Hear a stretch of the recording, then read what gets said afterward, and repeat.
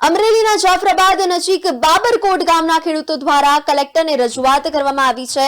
UltraTech cement limited દ્વારા કરવામાં આવતા બેફામ પ્રદૂષણની બાબતે ખેડૂતો દ્વારા કલેક્ટરને રજૂઆત કરવામાં આવી છે.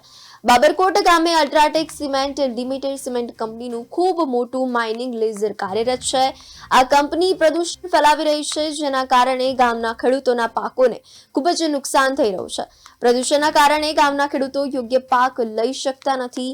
ગામમાં વ્યક્તિઓના આરોગ્ય, ખેડૂતોના પાકોને થતું નુકસાન અને પર્યાવરણને થતું નુકસાન અટકાવીને જાહેર હિત અને માનવ હિતને થતા નુકસાનની સામે યોગ્ય કાર્યવાહી કરવાની રજૂઆત કરવામાં આવી છે.